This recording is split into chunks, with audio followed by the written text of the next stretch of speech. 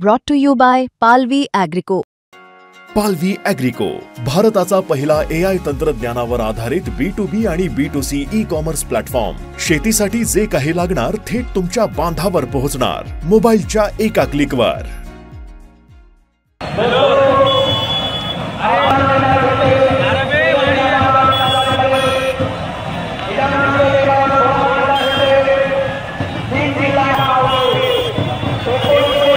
मराठा नंतर आता बंजारा समाज हा रस्त्यावर उतरलेला आहे आणि बंजारा समाज एसटी प्रवर्गातून त्यांना आरक्षण मिळवण्यासाठी मराठवाड्यातच पूर्ण मराठवाडा आणि आज नांदेड जिल्ह्यातही बंजारा समाजाने मोठ्या प्रमाणात मोर्चा काढला होता. आणि माझ्यासोबत काही बंजारा समाज आहेत. नमस्कार सर, आमची जी मागणी आहे, आम्हाला एसटी आरक्षण लागू करावे सर. ही मागणी आमची अनेक वर्षापासून चालू आहे. आमची ही मागणी घटनात्मकरित्या सर वैध आहे, कारण की कलम 342 नुसार, सोबतच लोकरूढ शिफारसी 1965 नुसार जे आदिवासीचे निकष आहे, आम्ही ते निकष पूर्ण करतो. सोबतच 1590 पासून आमचे अनेक पुरावे आहे आदिवासी होण्याचे.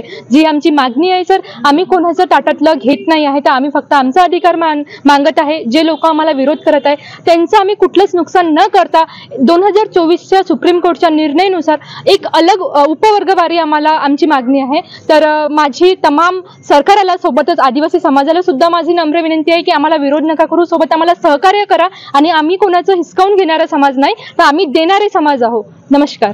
आम्ही कोणाचं हिसकावून घेणार नाही, आम्ही देणारा समाज असंही प्रतिक्रिया दिलेली माझ्या. आपण आज जो मोर्चा काढला, मराठवाड्यातून पूर्ण बंजारा समाज रस्त्यावर किनवटमध्ये मी मोठ्या प्रमाणात मोर्चा निघाला होता.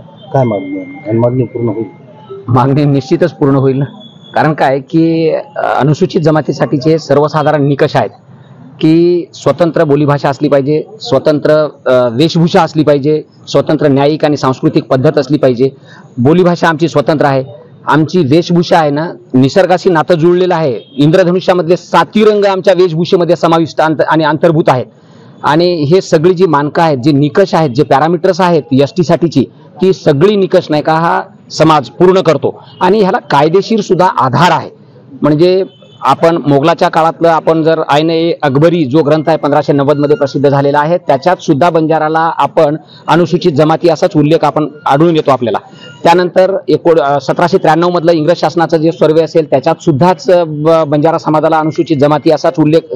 मुळात म्हणजे अनुसूचित हा शब्दप्रयोग 1950 मध्ये घटना ही झाल्यानंतर, फॉर्म झाल्याच्या नंतर प्रघात आलेला आहे आणि प्रचलित झालेला आहे तो. पण ट्राईब हा समाज जो आहे ना, तर मुळापासूनच ट्राईब आहे.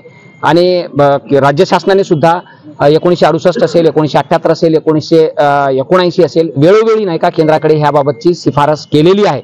नंतरच्या दरम्यानच्या काळात तो पाठपुरावा झालेला नाही. आणि ह्या शासनाकडनं आम्हाला खूप मोठ्या अपेक्षा आहेत. माननीय सर्वोच्च न्यायालयाच्या दिशानिर्देशानुसार आम्हाला उपवर्गवारीमध्ये समावेश करून अनुसूचित जमातीचे फायदे मिळावे अशी आमची सविनय आणि कायदेशीर वैधानिक मागणी आहे. एसटी प्रवर्गातून आम्हाला पूर्ण फायदे मिळावे यासाठी एक समाज बांधव बोलून दाखले. माझ्यासोबत अजून मराठा समाजाला आरक्षण सरकारने दिलेलं आहे की हैदराबाद गॅजेट प्रमाणे. बंजारा समाज पण उतरलेला आहे. धनगर समाज पण सुद्धा म्हणतो की एसटी प्रवर्गातून आम्हाला आरक्षण पाहिजे. तरी शक्य असेल?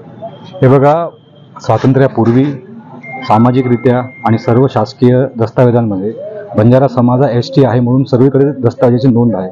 बंजारा समाजाकडे याचे एसटीचे दाखले देखील या भागातील लोकांकडे आहेत.